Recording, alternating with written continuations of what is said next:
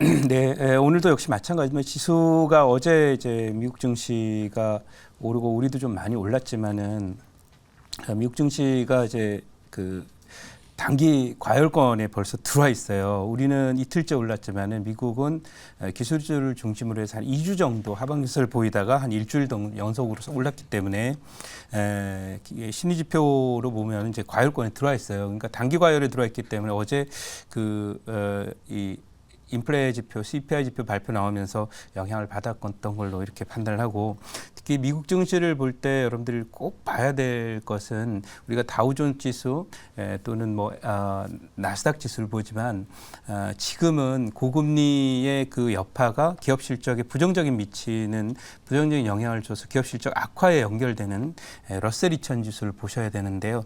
어제 미국 증시가 이제 장중에 나스닥 같은 경우 1.1% 빠지던 그 타이밍에 이 러셀 2000 지수는 무려 2.7%가 급락을 하는 그런 모습을 보이고, 종가상으로도 2.3 정도 언저리에서 마감을 하면서 낙폭 굉장히 깊었어요. 그래서 한 일주일 동안 올라왔던 것을 단 하루 만에, 어제 하루 만에 다 엎어버리는 그런 모습 보였고요.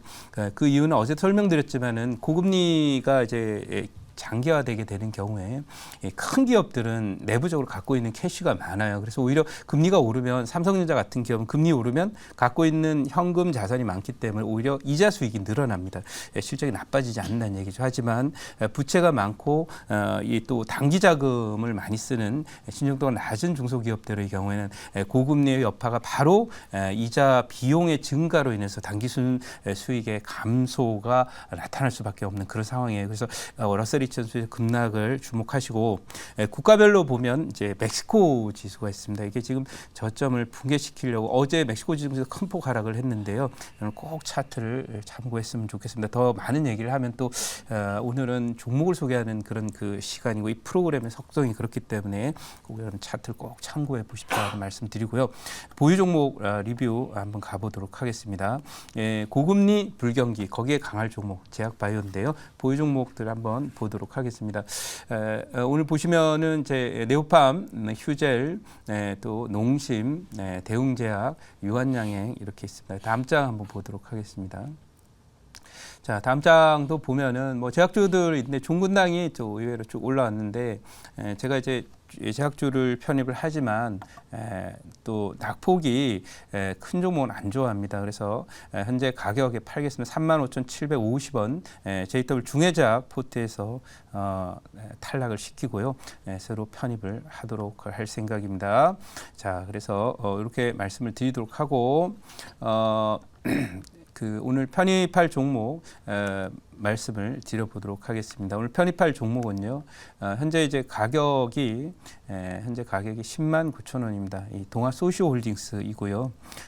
이 종목 엊그제 이제 동아 ST를 또 편입을 했었는데, 과거 이제 동아제약의 홀딩스로 이제 회사를 분할하면서 그렇게 한 종목입니다. 그래서 이렇게 지금 보시고, 이 종목은 지수가 오늘 움직임이 좋지 않습니다. 제가 이제 숫자를 좀 말씀을 드려봐야 될 것 같은데, 오늘 투자자별 매매 동향을 잠깐 보겠습니다. 제가 이게 자주 보는 그런 숫자는 아닌데, 오늘은 이 외국인들의 그 코스닥 매도가 무려 현재 숫자로 보시다시피 2,550억 기록하고 있고요. 선물 매도 2,000억 기록되고 있고요. 또 코스피에 대해서 1,700억 매도를 하고 있습니다. 근데 최근에 이제 코스닥에 대해서 반등하기 전에, 반등할 때 외국인들이 매수했던 규모가, 최대 규모가 최근 들어서 며칠 동안에 1,800억 정도 하루 최대 매수였는데, 오늘 2,500억을 판다는 것은 이들이 한 이틀 정도 최대 규모 1,800억 이틀 들었거든요. 그래서 그거를 모두 다 판다는 얘기로 봐서 장에 대해서 보수적으로 보고 있다는 걸 알 수 있겠죠. 그리고 특히 코스닥은 중소형 업체들이 많기 때문에 아까 말씀드린 대로 고금리의 그런 여파가 결국은 이자 비용의 증가로 인해서 단기 순이익에 부정적으로 영향을 미치는 그런 데이터가 될 것입니다. 것이라서 미국의 러셀 지수의 움직임과 함께 비슷하게 흐를 가능성이 높다는 점 꼭 참고해봤으면 좋겠다 이렇게 말씀드려보도록 하고요. 자, 그러면 이런 그 외국인들의 매도에도 불구하고 불경기에 강할 종목 바로 동아소시오홀딩스를 여러분께 소개를 드렸는데요. 이 종목은 이제 그 재무제표나 이런 부분들 좀 또 챙겨봐야 될 텐데 실적이 굉장히 좋아져요. 그래서 데이터를 한번 보시면은 이 종목 실적이 이제 좋아지는 그런 흐름을 가기 때문에 차트가 지금 우주 돌파를 향해서 가고 있는데 뭐 거의 훼손이 되지 않고 있죠. 퍼 한번 보도록 하겠습니다. 이 종목의 지난해 퍼는 62배, 12개월 예상 퍼는 9배. 뭔가 실적이 굉장히 좋아진다는 그런 60배에 있던 퍼가 6배로 9배로 줄었다는 건 실적이 많이 좋아진다라고 하는 거고 이 동아소시홀딩스는 여러분 다 아시는 바카스라든지 또는 그 외에도 이제 뭐 얘가 하고 있는 그런 그 주요 유명한 그런 그 판피린이라든지 이런 것들을 합니다. 판피린은 이제 감기약이죠. 그래서 예전에 그 땡땡이 무늬를 갖고 있는 스카프를 끼고 나왔던 그런 여성분의 어떤 광고가 생각이 나죠. 바로 이 판피린입니다. 그래서 이 동아소시홀딩스 말씀드리고요. 실적을 잠깐 보도록 하겠습니다.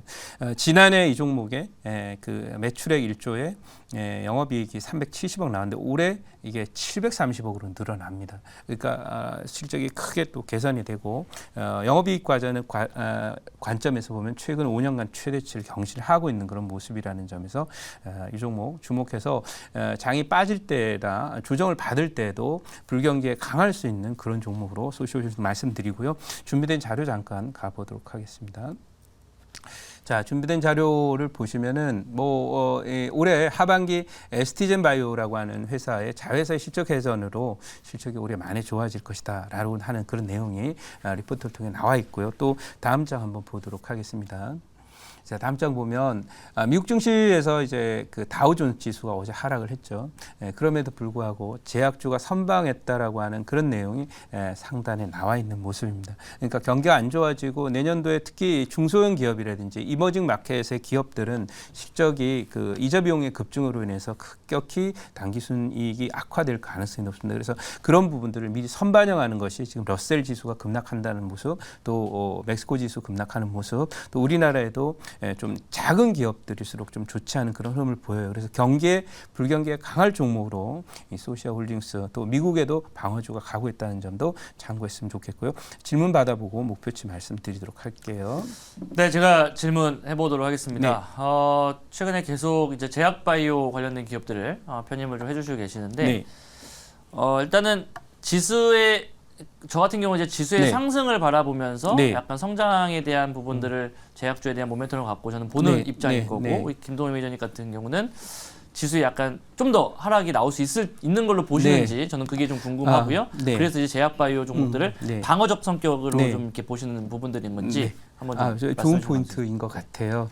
왜냐하면 이제 제가 지금 말씀드리고는 건 이제 경기 흐름이나 경기 사이클 자체는 고금리 여파로 내내 불경기가 온다. 그러면 방어적인 관점에서 하는데 잘 보면 제가 제약바이오 안에서도 전통적인 제약주들을 많이 갖고 오는 경향이 네. 있습니다. 그것은 왜냐하면 재무제표상으로 별 문제가 없고 또 필수 소비재 이 바이오 회사들은 신기술 개발을 하다가 물론 터지면 좋긴 한데 실제로 실적이 당장 나타나는 건 아니거든요. 그러니까 불경기에는 상대적으로 강한 그런 섹터들은 일단 제약부터 먼저 갔고 2012년, 13년부터 사이클에서도 2013년 한미약품을 시작으로 해서 한 2년 정도를 제약주가 먼저 간 다음에 바이오주들이 그 다음 바톤을 이어받아서 2018년까지 갔었거든요. 그래서 그런 부분이라서 제가 볼 때는 그때도 이제 저희가 이 당시에 2011년부터 16년까지가 우리가 박스피에 갇혀 있었거든요. 그러니까 전체적으로 불경기였다 이거죠.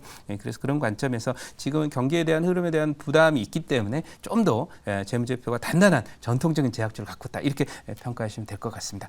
자, 그럼 이 종목 목표치 말씀을 드리도록 할게요. 이 종목 목표치는 현재 이 자리 정도까지는 이제 보여요. 그래서 11만 8천 원 드리도록 하고요.